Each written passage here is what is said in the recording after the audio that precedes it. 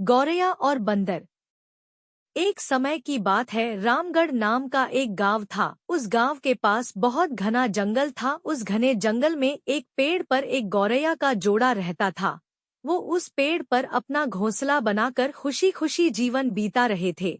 इस बार सर्दियों के मौसम में बहुत कड़ाके की ठंड पड़ने लगी। ठंड से बचने के लिए एक दिन कुछ बंदर उस पेड़ के नीचे ठिठुरते हुए पहुंचे। ठंडी तेज हवा चलने के कारण सभी बंदर कांप रहे थे और बहुत ही परेशान थे। वो आपस में बात कर रहे थे कि कहीं से आग मिल जाती तो हम इस ठंड से कुछ राहत पा सकते हैं। तभी एक बंदर की नजर वहां पास में पड़ी सूखी लकड़ियों पर गई। उसने बाकी बंदरों से कहा, चलो इन सूखी लकड़ियों को इकट्ठा करके जलाते हैं। सभी बंदरों ने लकड़ियों को इकट्ठा किया और उन्हें जलाने का तरीका सोचने लगे। ये सब पेड़ पर बैठी गौरैया देख रही थी।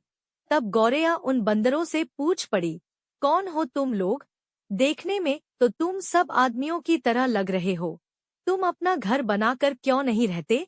गौरैया की इस बात से ठंड से कांप रहे बंदर चिढ़ गए और बोले, तुम अपना काम करो, हमको हमारा काम करने दो। इतना कहते ही वो आग जलाने के अलग अलग तरीके आजमाने लगे। इतने में एक बंदर की नजर वहां उड़ रहे एक जुगनू पर पड़ी और वो चिल्लाने लगा, देखो ऊपर हवा में चिंगारी है, इसको पकड़कर हम आग जला सकते हैं। ये सब देखने के बाद गौरैया बोल पड़ी, यह जुगनू है, इससे आग नहीं सुलगेगी। तुम दो पत्थरों को घिसकर आग जला सकते हो।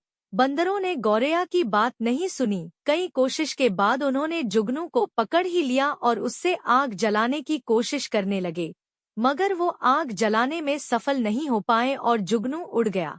इससे बंदर निराश हो गए। इतने में फिर से गौरैया बोल उठी, आप लोग मेरी बात मानिए, पत्थर रगड़कर आप आग जला सकते हैं।